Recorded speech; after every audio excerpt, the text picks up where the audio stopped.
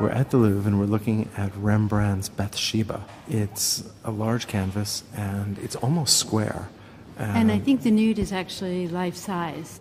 So Betsabá is a story from the Old Testament. King David sees her bathing from his terrace and is struck by her beauty and summons her, even though she's the wife of a general. Uriah.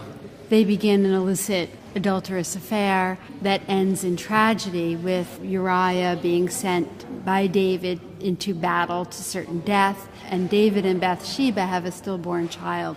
And she's ultimately an outcast. And I think we see that this is the first step in a terrible tragedy written on Betsabá's face. Right, so this is a really interesting painting in that you have Rembrandt lavishing tremendous attention to the beauty of her body. But at the same time, this is really a painting that's about psychology. And it's about this moment of contemplation as she readies herself, and there's a degree of sadness and perhaps some interest in the illicit as well. Rembrandt is often showing us people's emotion, their vulnerability. He's often showing us people in a contemplative moment, and that's what we see here with Betsabá. She seems to be contemplating the future. She holds the letter in her hand. She moves her left hand back and exposes her body to us. And you're right, there's that sense of the sensuality of her body and David's desire for her, implicit in our own gaze at her body, but at the same time, a real consciousness of what this means for her. She'll commit a sin and that she will pay for that sin.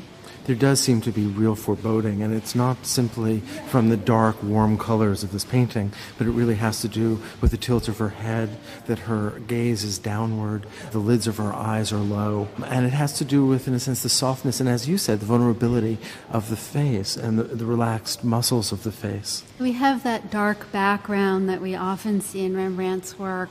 Typical, really, of the Baroque. But at the same time, really warm colors, golds and yellows and reds and oranges. It's almost Venetian in those colors. And she's very close to us. There really is no background. We get a bit of a sense of a bed in the background, the servant at the bottom washing or drying her feet, that typical Rembrandt painterliness in the white sheet at the right corner. She takes up the space of the painting, and her emotions take up the space of the painting too. I'm really struck by the subtlety of the color and of the brushwork.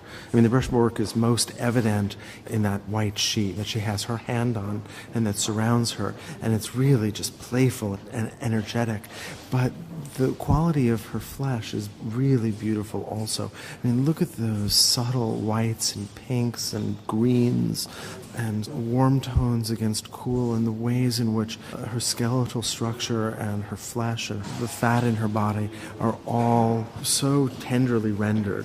The figure of Betsabá is modeled on Rembrandt's own female companion, Hendrika, and I'm struck by how she's not an idealized classical nude. She's a real person, and that also strikes me as very Baroque and very Rembrandt, this interest in the real. Although there is some distance, I mean, it's somewhat orientalized.